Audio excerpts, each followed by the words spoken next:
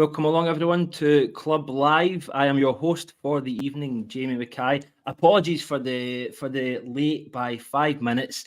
Ali Pearson had some technical difficulties, but we got there in the end. Tonight, I'm joined by Ali Pearson. How you doing, mate? Yes, we did have technical difficulties. I wouldn't be happy. My laptop for some reason was not. That's your wages loading. docked, innit? Wages docked. Yeah, it wasn't loading for some reason. I could see you when I first logged in, but I had to restart the full thing. So, we're here to finally talk about Rangers, and we have Mr. Haymarch back as well. Delighted. Absolutely. Good to see you, Ryan. How we doing? Yes, I'm good, mate. I'm good. Glad to be back in a certain kind of way. If we keep football aside, all good. Went to New York 3 days. Went to the Masters and seen some pretty decent golf. Left my soul in New York, boys, because it was pretty full on it there. But it's a wonderful city, and that's the latest holiday at Rodby. So 6 weeks to go into the next one. Cannot wait, boys.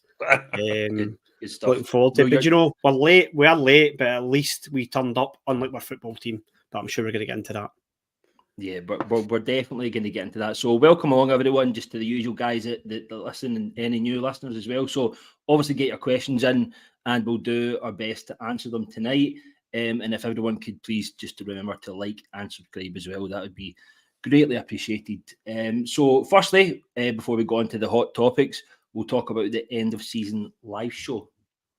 So obviously we're returning to the Loudon for a second time for our end of season live show. It's on Friday, the 31st of May, 7:30 to 10. Tickets are on sale now. Just scan that QR code and that'll take you there to purchase one. Obviously, as you know, Ali's buying the pints. Ryan's also doubling up as a travel agent if anyone wants to offer, get after advice on holiday destinations. So come along and yeah, he's your resident Thomas Cook for the night.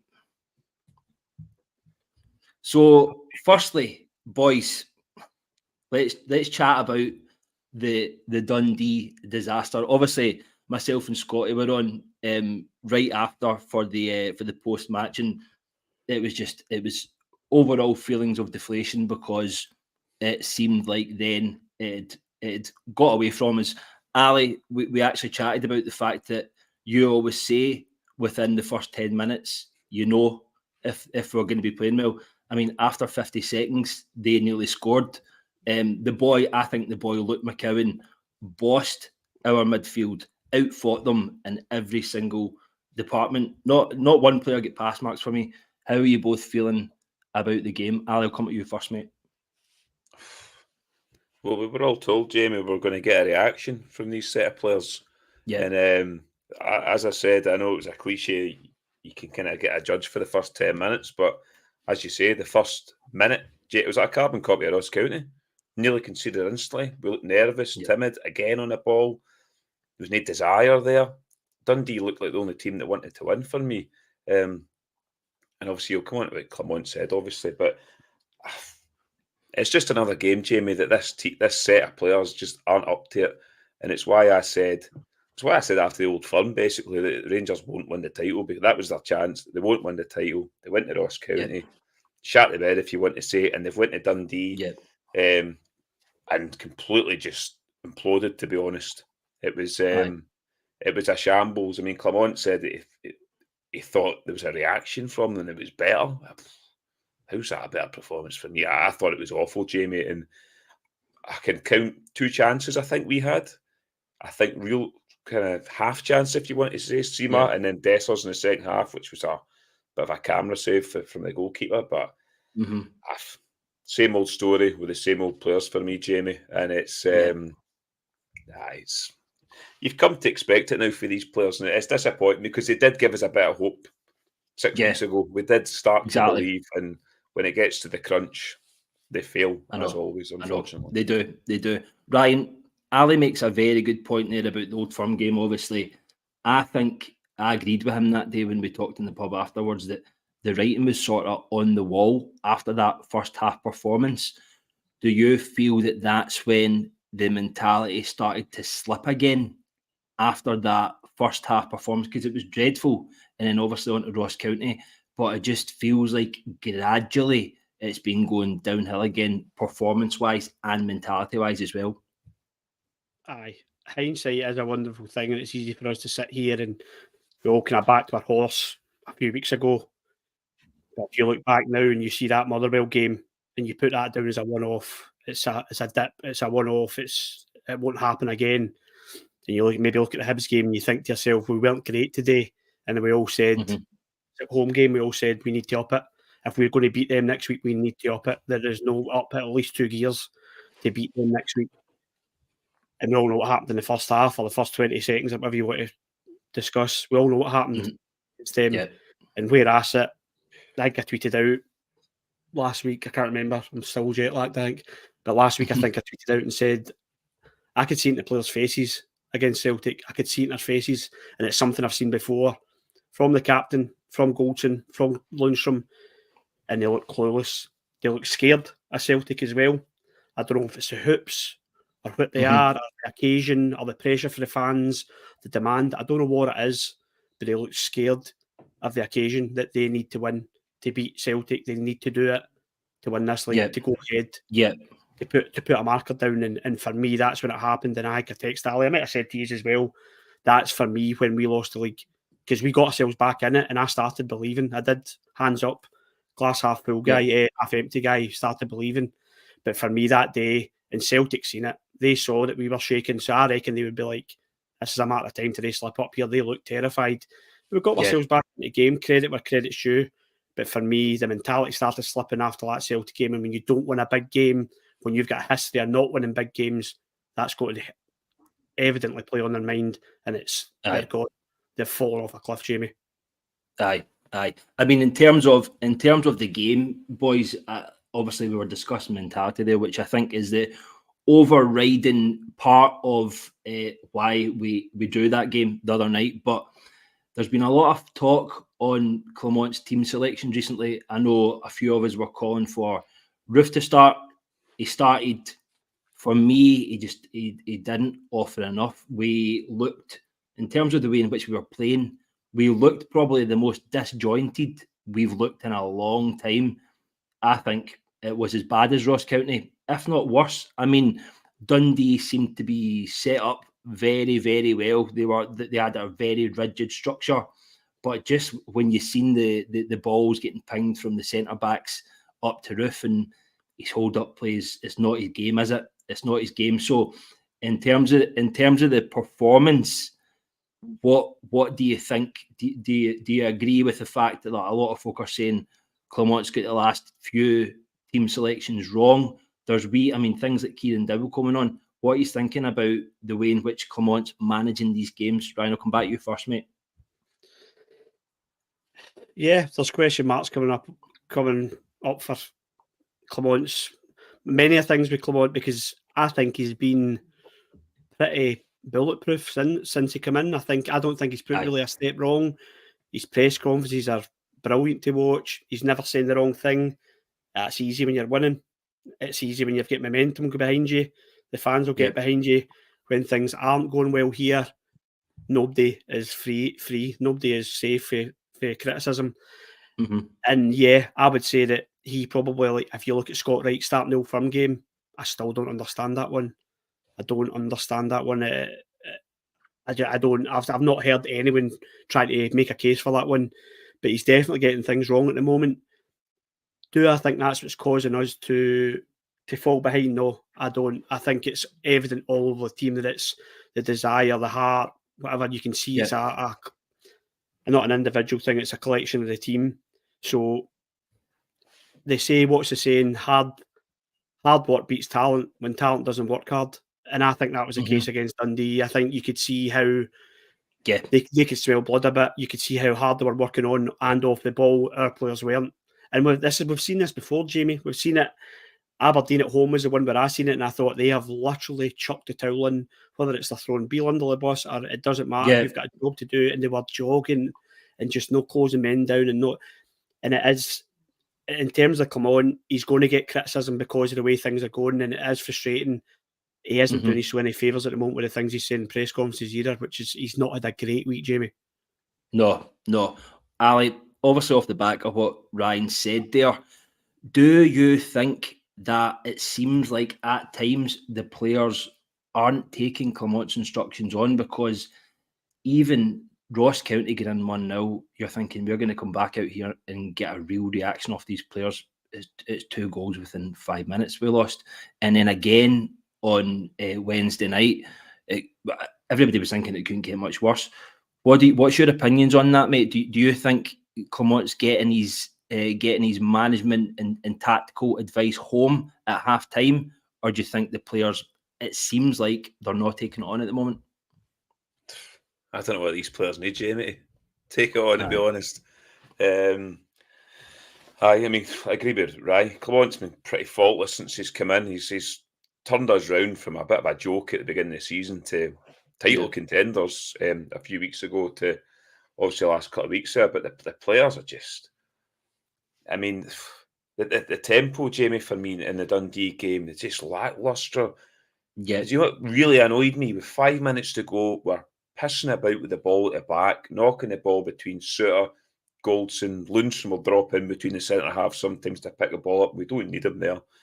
And it's just so laboured, and we're so easy to play against. Predictable. We'll come on to obviously Hearts, but you watch Motherwell, watch Ross County, watch Dundee, watch the first 10 minutes of the game. Same as Celtic.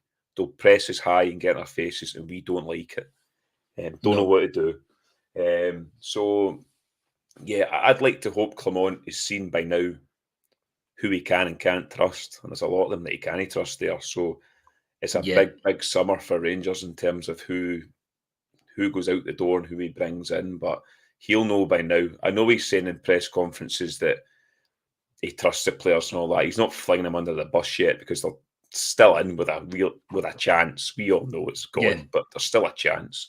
But I'd like to see the summer will tell for me what happens. But no, the players aren't taking it on, Jamie. At halftime, I'd like to think he'd be going in there at halftime, kicking up the arse, saying that you need to raise the game here, and then just never did. Never looked like scoring, Jamie. It was pathetic once again. No, it was one of those games that you knew the writing was on the wall, didn't you? Even at halftime, you're just thinking we could play for another hour or so and still not score. That's how it felt. That's how it felt, and that's how it felt 3-1 at Ross County as well. Just like they just from the team that we had witnessed when Clement came in, and the obviously the 9 or 10 game unbeaten run we went on to the team now. I said it the other night to Scott, it's absolute Jekyll and Hyde. It's 2 different teams. But it's Clement's team, and obviously we'll move on and we'll chat about the press conference today. I'll just give you a few sound bites from that. So he said, against Dundee, we were too direct at times. We wanted to play deep too fast. It was more positive than County. Lots of better elements. Dundee were good and defended well, but we didn't get the result and could have done things better. Strange to say this group will fail, only been together 9 months. On the Sterling thing, he said, I didn't know what he said till now. Words from a disappointed player and maybe a little bit of inexperience, talking out frustration. I see Virgil van Dijk giving a press interview yesterday after the game. It's totally different, and that's the way it should be. In terms of injuries, Diamandi's back after his wee sore thumb, which is just, again, in itself is a total shambles. And then the Turkish Delight, there's still a question mark hanging over his head. Firstly, I'll come back to you. Comments on him saying it was better than Ross County, which I've spoke to a lot of people today, and they are really calling that out for absolute bullshit. Secondly, after that, what's your take on the Sterling situation? Yeah, he's usually good in pressers, Clement, but to come out and say, again, he's not one to chuck him under the bus. I think this is what he's trying to do, but he still, we're not daft fans. We know what we've been watching. Dundee for me, Jamie, was if not worse than Ross County, because there was no there was nothing, there was absolutely nothing in them. So for him to say that he's seen positives and they were better, Dundee just done the basics. They were hungry as well. They wanted to win. That was it. Dundee are a decent team, but that's it. They're all right. Rangers should be going up to Dens Park and beating Dundee comfortably, and really, really struggled. So to say Rangers were better and showed a bit more than what they did against Ross County, No. Well, no, I daft Phil. And I'd like to think he knows that as well. I just think it's a media kind of trained answer not to fling them under the bus with big games still to come up. But aye, they were, no, for me they were probably worse than Ross County. And then in terms of Sterling, he's a young guy, but he spoke the truth. And fans like that with players when they come out and speak the truth. Clement's come out and referred to Van Dijk coming out, giving a media trained answer, quite kind of like himself. But Sterling said the correct thing. I mean, shite. And he said other things that a few worrying things that he said in terms of this team, which we have heard previously from our captain, who said it. Yeah, I think it was last season as well. So it's worrying when you hear things like that. Yeah, sorry to jump in, mate. There was somebody put a quote on something very similar that he'd said in 2020. So just like it's not a new thing. It's not a new thing, and that's the worry that this mentality is just seeps down into players like, well, it's obviously not Sterling, to be fair. And see, to be honest, boys, I've actually got him as a subject for later on, which we're going to talk about as a whole. But in terms of the mentality, it feels like from the supposed leadership group that this is sort of seeping down into other players. Ryan, what's your take on it, mate? In terms of Clement's presser, it's disappointing to hear him saying it. I understand the element of the argument that people are saying he's protecting the players. We have a semi-final. Okay, fans' feelings aside, I understand that he's a manager of a football team. But do not tell me that was an improvement on Sunday, because you're kidding yourself on, and it's a bit of an insult to fans, especially fans who've travelled to both Ross County and Dundee. I think it's a total insult. He's got that one wrong for me. He's completely got that wrong. Protect the players, okay, but then he's kind of contradicted himself if he does choose that kind of excuse that he has protected the players because today he's thrown one of these players under the bus. He could have passed off Sterling's comment and said he's just frustrated. That's it. He's maybe not dealt with it best. That's all. To go down the road, when I look at Van Dijk, that's a model. That's a model thing to say. This is what you should do, and I didn't like that either. So this is a kind of a stage of Clement where I kind of in my heart thought this would come, that we would collapse at some point. I hope not, but I kind of thought we would collapse, and I thought Clement will come out this unscathed, because we'll all be saying once he gets his own team, and I've seen somebody in the comments saying once he gets his own team, and it's a very fair point to say, but he's not coming out this unscathed this week. I think Rangers fans are very frustrated with Clement through team selection, but through his reaction to what we've done, and I think we're all extremely worried as well, Jamie, that he's going to do what managers have done before him, because we had an Arnold Clark car salesman who could have sold Chitty Chitty Bang Bang to Lewis Hamilton as a manager before, and he sold us so many lines and we bought into it. He won't get away with that. Come on, see this. I'll use the term that you used, bullshit. We can see through this. We've seen it so many times, and he needs to see through it as well for us to change it and us to progress. And I really hope he does. Aye, absolutely. Charles, thank you very much for the kind donation, mate. That's absolutely brilliant.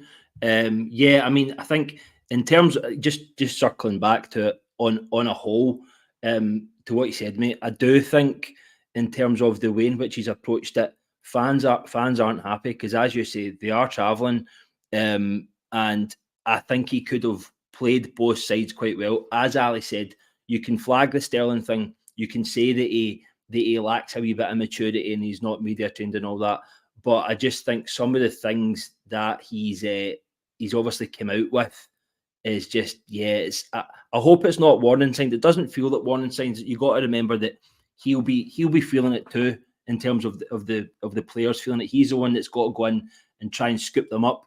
I deep down actually don't think that he's in the changing room. He's the guy that we see in the press conferences, because I actually think he's a very cool, calm, and collected character, and I think he'll always be like that.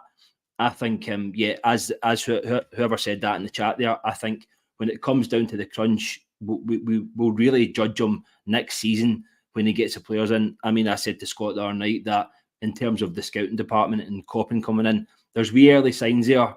Diamandi's been largely good. I think he looks like a find.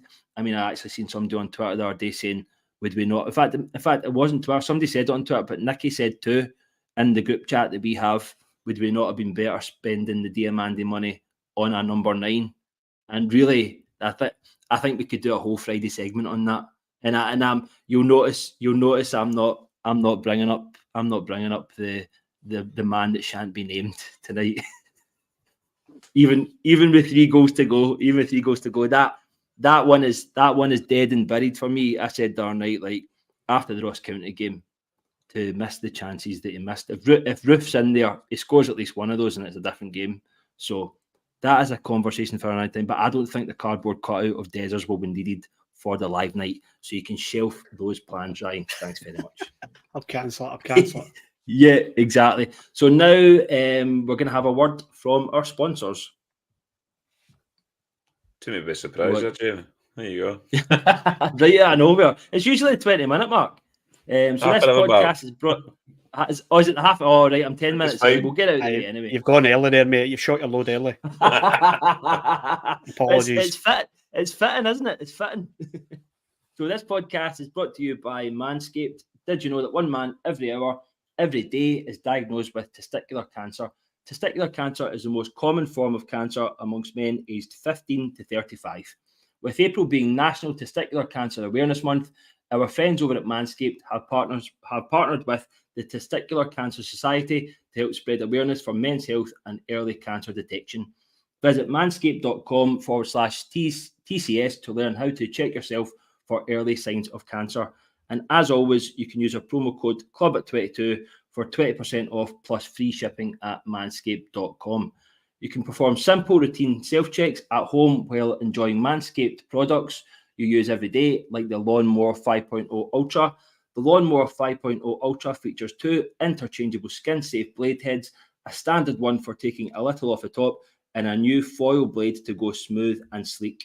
With dual LED lights, you'll achieve better visibility, making every trim more precise and hassle-free. It is also waterproof.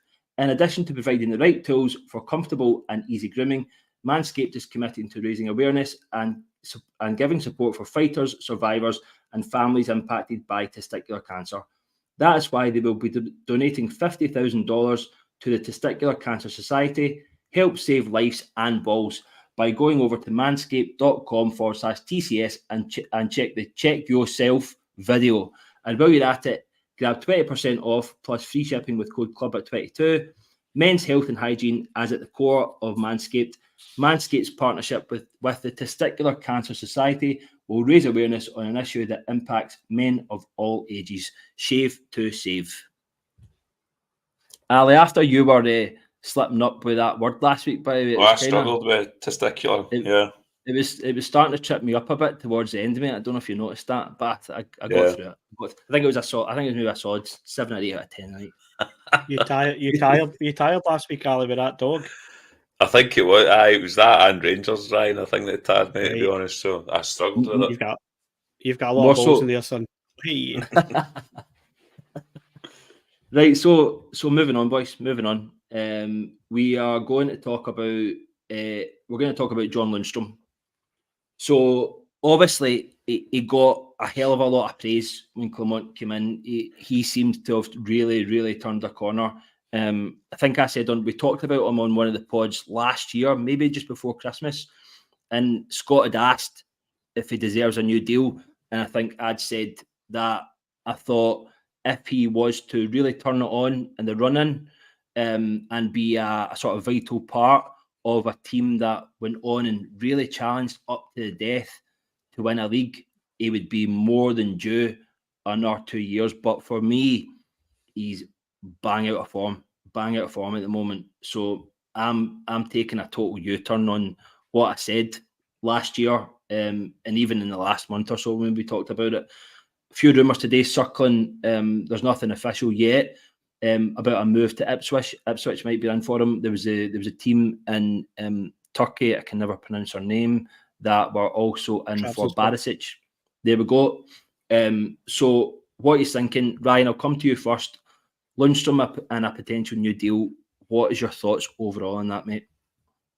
God, I hope not. God, Yeah. I hope not, Jamie. I'm sorry, it's brutal. I am exhausted. We're having the same conversation with Lindstrom that we're having with other players that we might come on to tonight, might come on the next pod. We're having the same conversation. It needs to end because there is no product at the end of this. John Lindstrom's performance against that lot a couple of weeks ago was powder puff. It was powder puff. O'Reilly's giving him it in the pitch. Folk are talking to him in the pitch and he just into his shell. Looks slow. Looks uninterested at times. Is that maybe too harsh? It just didn't look as if he believed he could do it. He could put on the performance that he has been doing. Look, John Lindstrom does this. A new manager comes in and he turns in these performances where I'm like, that's the John Lindstrom I want. He's just a powerhouse. He looks like a leader on the pitch. I'm ready to take the captain's armband and give it to him. And he lets you down when you really need him. When you really, really need him, he lets you down. Yeah. And it's not good enough at Rangers. And that's why he's floated about down the Championship. He had 1 year in the Premier League where he did well. And then I think the Sheffield United fans hounding him out. I get John Lindstrom loves it at Rangers. I get it. I love it at Rangers as well. If I'm getting 30 grand a week or whatever it is. Unfortunately, he's one of the players that we need to move on. He will not lead us to a title. Jamie, he's not the type of player that's going to lead. I've never seen John Lindstrom own it against them. Semi-final at Hampden, you might give him the 2-1, the 2-1 game when they put McGregor up in there. I think that you're bang on, mate. I think that's the only one now. Yeah, I think so. But he's tallying up these old firm performances, and I don't see him laying a glove on them at times. If you see O'Reilly, Hatate, McGregor in the midfield, he doesn't lay a glove on them, mate. Especially, I think he might have the mentality sometimes. I do think he's got it, but in terms of quality of footballer, he is miles off what we need, Jamie. So for me, he goes in the summer. I'm sorry, and I know I get booed for that in the live pod, and he was starting to win me round. Nail in the coffin for me. He doesn't get a contract. Yeah, fair dues. I mean, Ali, Ryan's got some good points here. I suppose you won't be a million miles away from what he's saying about John Lindstrom. I know sometimes you're a bit kind of weird words, but give us your thoughts on Lindstrom, mate. Well, as we just said, John Lindstrom when Clement came in was probably one of the most improved players under Clement, and he was putting in really, really good performances up until probably the last 4 weeks or so, I'd say. And at that point, I was saying I'd probably offer him a deal, but I did say, but I'll wait to the end of the season to see if he continues this form till the end of the season. We've got, as we've said, umpteen times to the business end of the season, and he's faltered. I agree with Ryan, the old firm. He looks slow, especially in the middle of the park against. They've got 3 good players in the middle of the park, Celtic. You've got to say they do in terms of that. Oh yeah, Tati, there's no McGregor, shine away from they've got energy and they've got legs in there.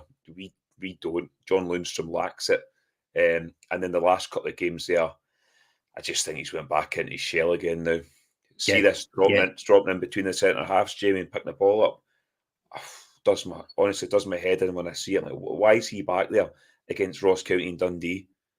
Yeah, I mean, I get it. Did it when we were away in Europe playing against big teams, but to do it against teams like that, there's no need for it. And yeah, for me, I mean, he's reportedly on a big wage at Ibrox, one of the top earners at Ibrox. So, and he is 30, whatever it is, coming into 30s now. 30, I think he's 30. Yeah, I think he's bang on 30. Yeah. Is it? So yeah. So for me, we've had purple patches with him in his time at Rangers. He didn't start well at Rangers, if you want to remember. Then he came into it during that Europa League run. And then again, he fell away and come back this season and he's fallen away again. So I agree with Ryan and probably yourself. For me, he's got to go.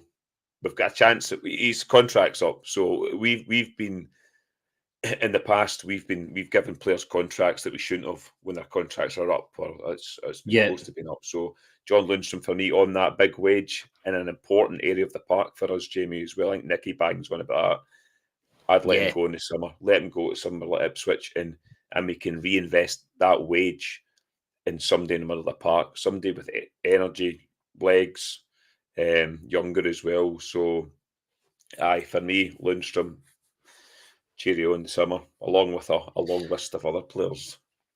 Oh, like again, that's a podcast episode in itself about in fact, that might even be a bit of the live show, to be completely honest with you, mate. And I think it might be questions to the floor, but really at the moment, boys, it's looking like a lot of that squad. Most fans, 95% of fans are saying like bye bye to most of those players. I'd seen somebody on Twitter actually had started making a list of all the players that could go, and really there's I think a lot of the younger players that have come in. I think they're due a turn, and they're due a chance next season. And I said to Scott the other night, I think the only thing that fills me with a slight bit of hope going into next season, and it's annoying that we're already starting to talk about next season, because this is a time that we should have been excited about big games coming up. But it is what it is, and we'll bat it on. The next point I was wanting to chat about, which we obviously touched on at the start, boys, is squad mentality. Right, it's something that's been an issue for years now. I'm talking about most recent squad mentality. So 2 wins in 8. We've got, it's just really not good enough. For me, it's went downhill domestically since the loss to Motherwell. I said to Scott on the podcast our night that we got out of jail that weekend because Hearts ended up beating Celtic. Heads have just completely dropped. The old guard they're just letting us down again and it's the business end of the season. It's the time that you expect these big players to really stand up and take notice of what's going on around them and feed off the fans. So do you think it's just mentality, or do you think on the whole there's a mix of the squad not being good enough? I'll tell you why I ask that. One of my Celtic supporting friends, yes, I do have a few friends that are Celtic fans. Say, Jamie. It's a very unstaunch thing to say, by the way, but I'll confess to it now. I was talking to him in work the other day, and he was saying that the reason that he knew that we would fold is when we got injuries, because he looked at our squad, and you know when you look at a squad and there's your key players, your key 11 that are starting. He said he knew when we had Ridvan that's playing well, but we had Barisic. He's got history against him. He's not strong enough. So he said to me that he knew that all over the park we didn't have like for like replacements. In my opinion, they do. They have a stronger squad than us. So in terms of the squad, this can be a mentality and squad based topic we've got going on here. Do you think it's a mix of players that are there at the moment? And we all know that there's players in our squad right now that shouldn't be there, that should have left a good few seasons ago. But I think that's down to the scouting department, and now we've obviously got a grip on that. What do you guys think in terms of what we're chatting about at the moment? I'll come back to you, mate. It's a bit of both. Mentality is a big thing. The mentality is a big thing with these core players, because ultimately they've failed us pretty much every time. I know they've won a Scottish Cup and a League Cup, and they did well getting the Europa League final, you have to say that. But in terms of the bread and butter of the league domestically, they've let us down in big games. Along with a lot of players not being good enough, Jamie, to play for Rangers. You could probably rhyme off umpteen players that shouldn't be wearing a Rangers jersey. I mean, you talk about Scott Wright, players like that shouldn't be in a Rangers team. He's the one that sticks out, isn't it? He's the one that sticks out, definitely. He's the whipping boy, unfortunately. Scott Wright's a half-decent player. He's not good enough to play for Rangers. And there's a lot of players that I think we have that fall into that bracket at the moment. Yeah, you look at across the road to Celtic, and I mean, they've invested a lot of money in their squad, Celtic. They do have like for like to bring in. They do have a better squad, Celtic. I mean, I remember I was at the darts at Glasgow not long ago, and we were sitting down at tables, and there was a group of young lads that were sitting beside us who were Celtic fans. And it was back in February, I think, the darts were. So we were right in amongst the league at that point. And I said to them, I says, "Do you think we Rangers can give us a sort of title challenge this year?" And they went, "Nah."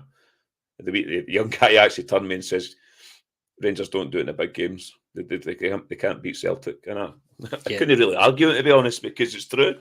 They couldn't do it. And it's obviously been proven correct.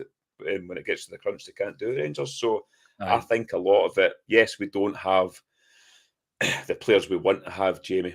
Unfortunately, we don't have the finances that across the city have. We don't have that. We have to wheel and deal sometimes. We'll have to wheel and deal in the summer. Don't expect Rangers to go out with some big budget in the summer. But you can get good players if you scout correctly. But mentality for me, Jamie, is huge. I think Ryan goes on about it quite a lot. But mentality for me, there's just no winners. These group of players. Look at Celtic, know how to win. I know they've not been great this season, but they know how to win. We don't, unfortunately. So mentality is a huge thing in that squad for me. Yeah. Ryan, obviously picking up on what Ali said there. I mean, players like Scott Wright, really, like he came from Aberdeen, but he's not set the head alight for us. He's been a squad player overall. What are your thoughts on if we obviously we're going to have to regroup in the summer and we're going to be getting a few new players through the door. When those new players come in, do you think Clement has it in him to instill that Rangers winning mentality into them, given he's only been here for a short period? Or do you think there's going to be a bit of a bedding in period?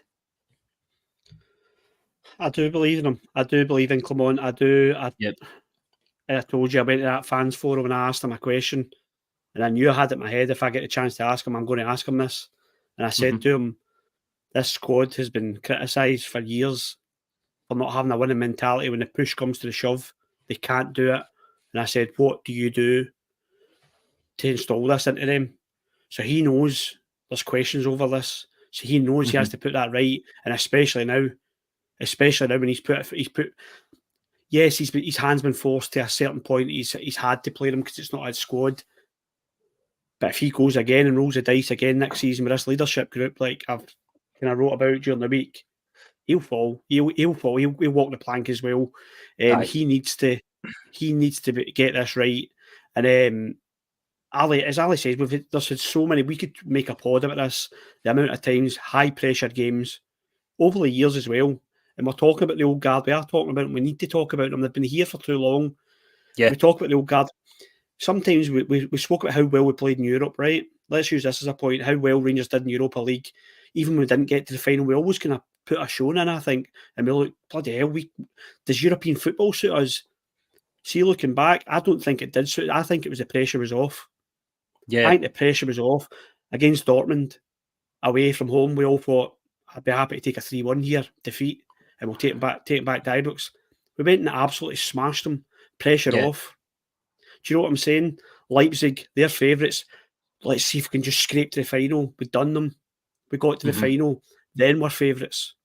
Then we're favourites in the final. Rangers must win this. It's only Frankfurt. And we do the proverbial on the bed. There is an absolute pattern there. The season's under Gerrard as well, Jamie, where we got top of the league at Christmas and we collapse. Yeah. And for me, this all points to this leadership group. Yes, Scott Wright and Dessers, the rest of them, there's an ability issue there is. But the leadership group should be able to take them through these games, Jamie, and they should be the players that step up when you need it. Because see, when the gloves get dropped, and this was a title challenge 2 or 3 weeks ago, Celtic put their gloves down and were ready to fight. Rangers walked away. And that's why we're in this situation. And Clement has a huge job to change that. Yeah. If he's going to keep these players, he'll never change their mentality. That's why I think he needs to get rid of them. But he's a massive job to do in the summer, Jamie. A bigger job than has ever been known for me. Yeah, it's huge.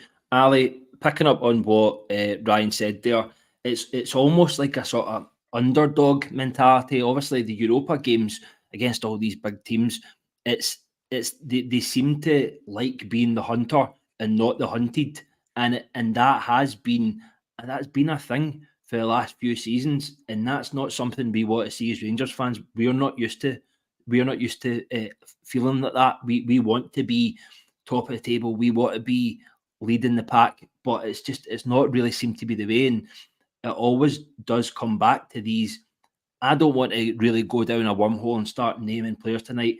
Everyone knows there's a core of players. Everyone, I've seen countless tweets about it. I spoke to folk in the pub, spoke to folk at the game. They all know, us as fans, we all know who this core group of players is. In terms of next season, mate, Clement does have, he's got a big job in his hands. What does he need? What does he need to bring in, and where does he need to start? I mean, I've seen some in the comments when we were talking about Rangers don't turn up for big games, and somebody says, "Would you not class Europe as big games?" But as we're saying there, Europe for Rangers is a sideshow to a point in terms of, I don't think they think we expect that big from them in Europe, and it suits them. I mean, the Europa League run a couple of years ago was fantastic. We were blowing teams away. But it suits them. The bread and butter, as I call it, in domestic football, the league, which is the one you want, don't have it in the big games. So for next season, what does he need to do? It's difficult, Jamie, because you just can't get rid of 11, 12, 13, 14 players. But for me, he's got an opportunity, because you look whose contracts are up. You've got Kamar Roof contract up, he goes. Barisic, he goes. Ryan Jack goes. I think that's Lindstrom there, he goes. And then you've got... See, just to jump in, mate. I've got a list. Right. We can just we can gloss over that at the moment quickly. So the ones that are out of contract, Kamar Roof, it's Roof is no Barisic obviously isn't. It says McLaughlin, Kieran Wright, Balogun. Is Davies isn't out of contract, is he? Do we know that? He's not. I think so. Obviously Ryan Jack is. And who's the last one?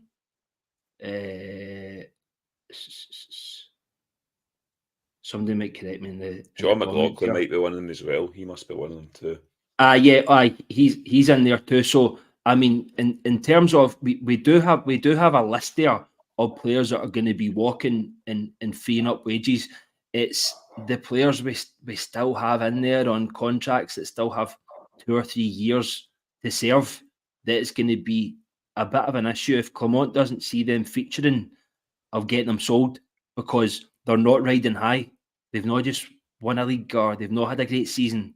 People will see that there's been a bit of a capitulation in the last 2 months of the league. So for me, I think it's going to be a tough summer, isn't it? Yeah, I mean, there's a lot of dead wood that you'll need to get rid of. Guys that can't get a game. Ben Davies, there. I think Ben Davies will be reasonably all right to move on. I could see him going back down to the championship or something. So I could see him being moved on all right. You get guys like Hadji, who's done pretty much nothing out in Alaves, coming back. Completely forgot about Hadji, Yep. He's a guy you look to moving on. Sam Lammers, who's contracted to us.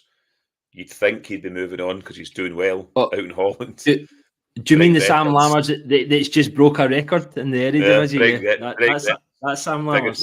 Biggest Rangers thing ever, isn't it? Why would he not? Why would he not? I know. But players like that, and then you go right down the list, and then you go to the back line. For me, needs to be looked at big style, and the spine of the team, really, Jamie. If you look at it, your centre halves, middle of the park, and a striker. That's the key ones for me. Connor Goldson. I've stuck up for Connor Goldson umpteen times in this podcast, saying he's probably our best centre half, but he's starting to look like he's over the hill, if you want to say. He's not been good at all the last God knows how many weeks now. He'd be one I think Clement's maybe looking at it moving on to have potentially as well, but I don't think he'll get rid of all of them. There'll still be 1 or 2 left, I think. But there's a lot of players there for him to try and move on. Nico Raskin, what does he do with him? Doesn't get a sniff at the moment. So it's big. It's interesting times in the summer, Jamie. Exciting times because it needs to be refreshed. This Rangers team under a manager. Michael Beale tried to do it in the summer, failed spectacularly with his signing. So they'll need you back, Clement, and it'll be interesting how he navigates it. But we are kind of fortunate in a way that there is a lot of players out of contract, and we can get rid of. Yeah, I mean, Ryan. The only hope is that some of these players that Clement doesn't actually want to go and offer them a new contract. That's the thing. We don't know his thought process, and we don't know what he's saying behind the scenes. Obviously, we've just chatted about Lindstrom there. That was kind of his boy, wasn't it, since he came in? But I'm really hoping, mate, that some of these players that are out of contract aren't offered anything, and it's just a see you later, thanks for your service scenario. Aye.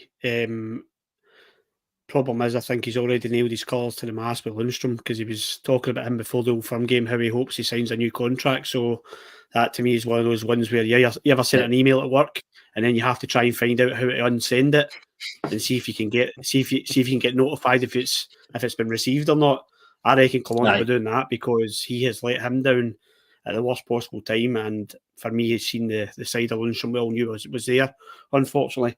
He can't be handing out contracts to these players, because we're painting the wall again here, or I'm painting the wall again. He'll let him down when he needs them most. And Clement, I think Clement's, although he doesn't give much away, I think he'll know this. I think he'll know there's a possibility of this coming. I did go for him a wee bit during the week, but he did say that he's watched every game this season. When he came here, he watched every game on his laptop or whatever, so that he could understand what had went wrong, what had went wrong before him. So he'll know these players had this in him, and he probably hoped that they wouldn't do it to him, but they have, and that's where he's got to make the changes. The problem is, when you let these players go, boys, how do you replace them? I know there's not much to replace in terms of talent or bottle, but you need numbers. You're letting, what are you saying, 9, 10 players away there. That's a massive hole in that squad, a massive hole, and it doesn't matter who they are, you utilise that squad. So that'll cost a lot of money, but Rangers need to be clever, and this is where I bang the drum about this, and you'll be fed up hearing me, Jamie, already, is the Scottish market's there to be got at. There's no doubt about it. I'm not saying you go and sign 5 players for Dundee, but the Scottish market's there to be got. That Lennon Miller for me from Motherwell is just a player I would go and take him right now. Take him right now. Go to Motherwell and go, how much do you want for him? Because maybe not next season, but that boy's, of what I've seen, has got it. Aye. Well, see to jump in, I think I sent you boys a screenshot of somebody that tweeted the other week, Jan Dandas was absolute caviar against us, and he was. Like, he made our midfield look distinctly average. He really did. And then we get back onto the Lawrence Shankland debate. Honestly, for the last week or 2 weeks, that's been coming back up again. Like, if Lawrence, there's been loads of folks saying it in the mainstream media as well. If Lawrence Shankland, if we had have reached out and tried to buy him, maybe used the Diamandi money, who knows what Hearts were holding out for.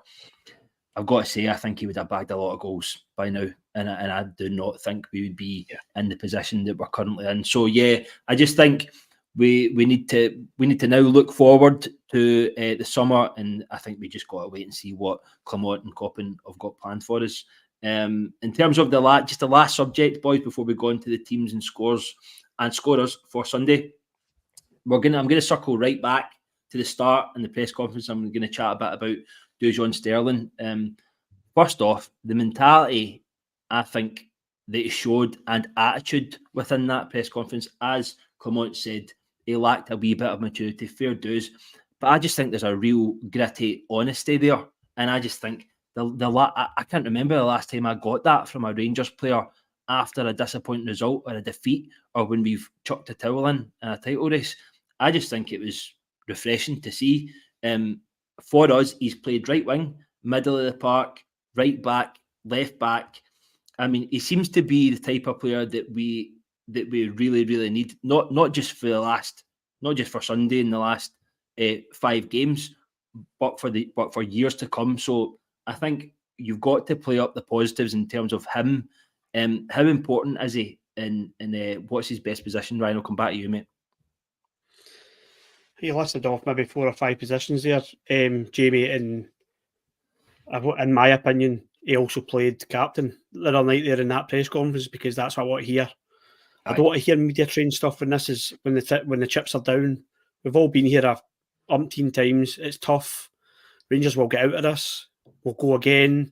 We'll lift our heads. The support, the club, the players will lift their heads, and we'll go again, and we'll get ourselves back out of this. That's what I want to hear. I understand the media trained stuff. You've got to be professional. Don't give headlines away. I get it. I do.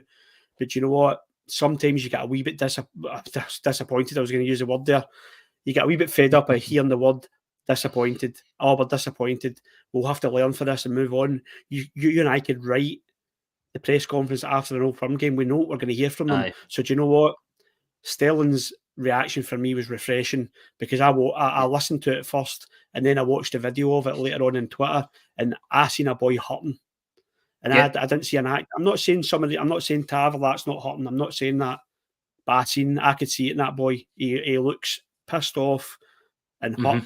And do you know what? I'm glad, because that's the way we feel when we go into work on a Monday morning, when it all collapses every time. That's the way we feel, and that's the way I want the players to feel. And refreshing for me. And Dijon Sterling is someone who I hope that our relationship hasn't broken down between him and Clement. I hope he doesn't. I hope there's a conversation been had after that press conference today, and it's not. Yeah. There's not any spitting the dummy out of each other, but he's someone I would seriously look to be having a starting 11 next year. And where is his best position? He told us at the beginning of the season it's right back. So here's an insight into my starting lineup. I'd play him at right back on Sunday. Yeah. Right. Wow.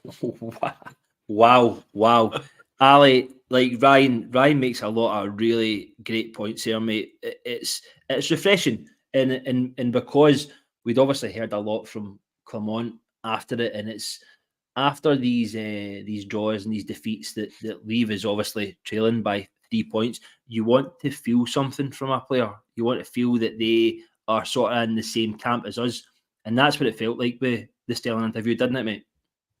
Aye. It was raw and honest. I mean, Tav's usually the one flung out in front of the camera to say the usual disappointed, we'll learn from it, all that kind of nonsense we've heard for years. But he just spoke like one of us, like Ryan was saying, when we go into work the next day and when we talk to our pals, and you talk to Celtic supporters as well, unfortunately, about the game, about what happened to the weekend, and it's just what you feel. He was speaking the truth.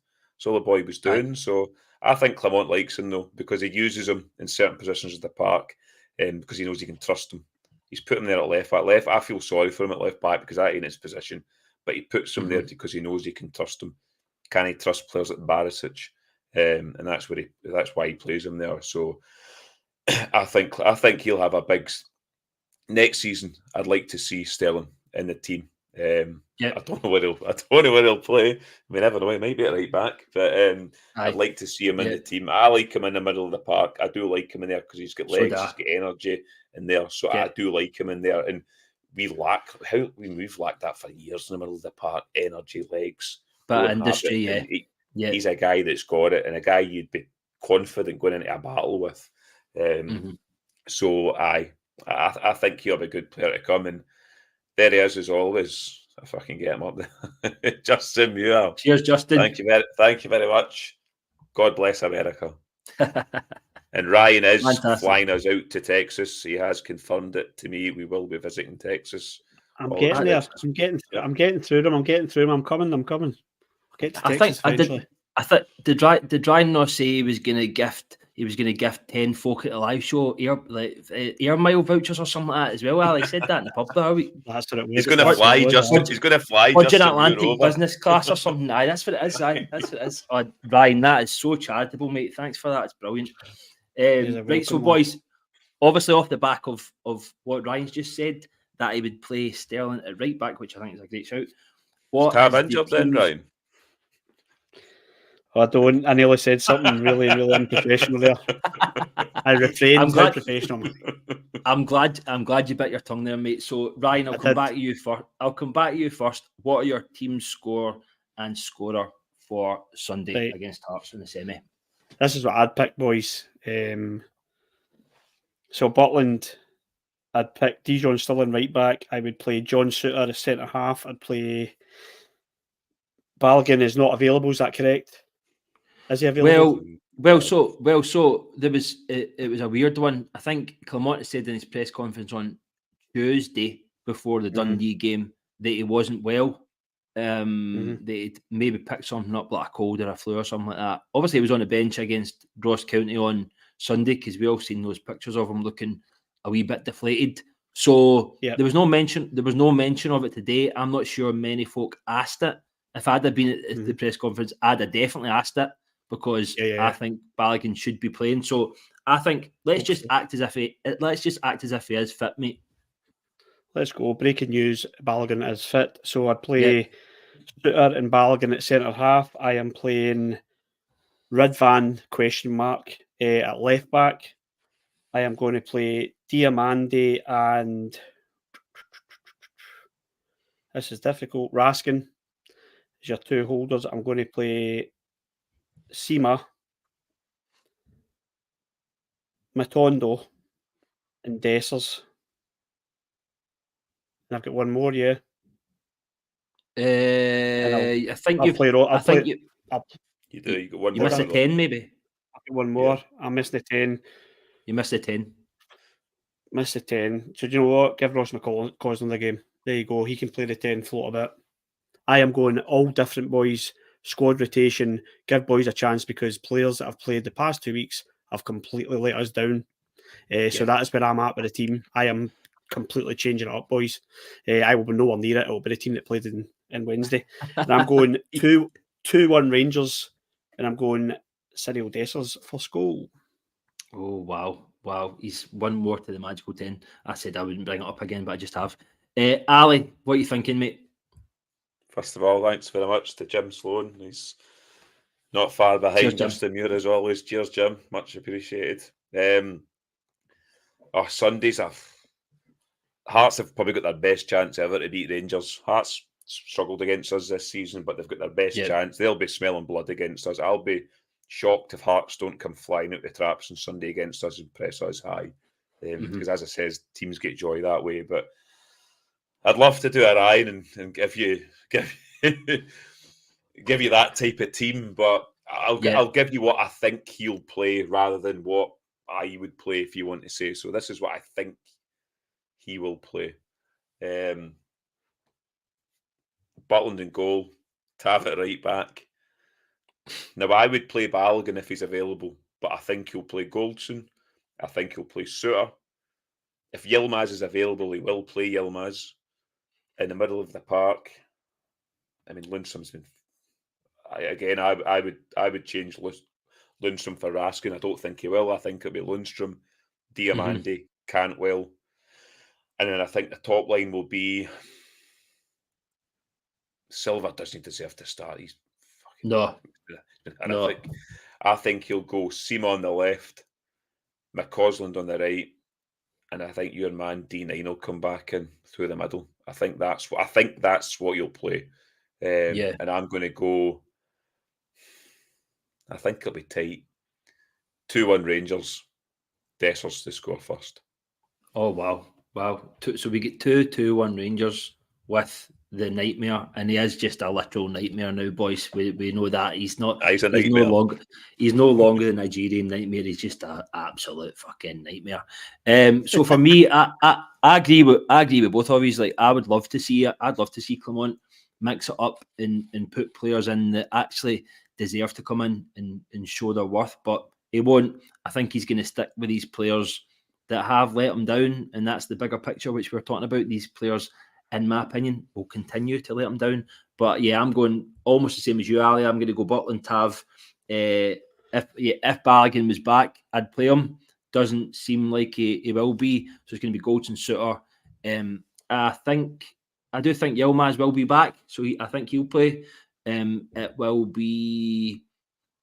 I do think he'll play Raskin. I think he's going to play Raskin. I think he's going to give him a chance on Sunday. So Raskin and Diamande, it'll be good to see Diamande back in. And then I think he's still going to go with Cantwell.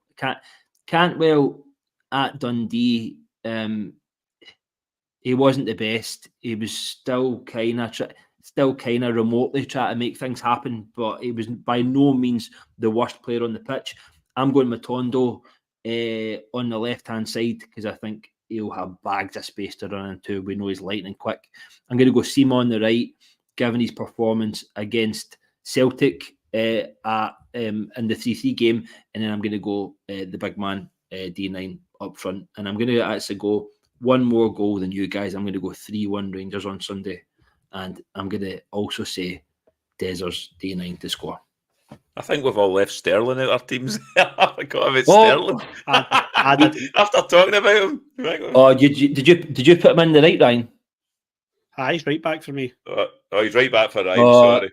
He's right. I'm dropping every one of them for that. If I could drop more, I'd drop more, mate. I'm done with him. I'd maybe play him over McCausland on the right-hand side, Jamie, if I was thinking my team. Yeah. Look, I think it's safe to say none of us are going to get team right. It's going to be, it's going to be something different. So we're obviously just filling a wee 5 to 10 minutes here. Do you know what I mean? So not like I think on to Sunday. We need another attempt. It's another attempt at a reaction, isn't it? It's the reaction that we thought we were going to get at Ross County. We didn't get. It's the reaction that we thought we were going to get on Wednesday that we didn't get. You just hope. You really just hope that these players now see how much they've made an arse of it, go out there and put in a proper Rangers performance. Ali, thank you very much for the night, mate. No problem, Jamie. Good to be on. Sorry for the delay, everyone coming on. Blame my computer for it, but we did get there in the end. Shocking. Yeah, it'll be interesting Sunday, Jamie. Will we see a reaction for this Rangers team? I'll be honest. Who knows? Nobody knows. Nobody knows. I'm not overly looking forward, if I'm being honest, going to Hampden. I don't like going to Hampden regardless of what it is, but at the moment I'm not really looking forward to going to see them. It'll probably be a bit different as Sunday comes, Jamie, but yeah, I just want to see a reaction for this team and show a bit of fight, show that you care. Absolutely. And if they don't, then Christ, that's the season over if they don't. So they've got a chance to get to a major cup final, Jamie. It is a big game on Sunday. You can park the league for a week, but it is a big game to get to a chance of a major final. So let's see a reaction for your Rangers and let's see if you have anything in you. Absolutely, mate. Ryan, thanks. Cheers, mate. Hope you have a good weekend. Hope everyone in the chat has a good weekend. You did well there, mate. Good to be back. Talking about Rangers, but unfortunately it's not the way I wanted to speak about them. But on to Sunday. They've just got to start winning. Start showing what we want. But I have sold my ticket for Sunday. I'm not going. I sold me and my dad's ticket. I've got the kids this weekend, and I thought, you know what? Right. I'm going to spend time with them instead of just patching them for Rangers. So no Hampden for me on Sunday, but I hope you enjoy it, lads, and hope everybody has a good weekend. Cheers, mate. Thank you very much. Thanks a lot, everyone, for tuning in tonight. We have been Club 22, and this is Club Live. Thanks very much.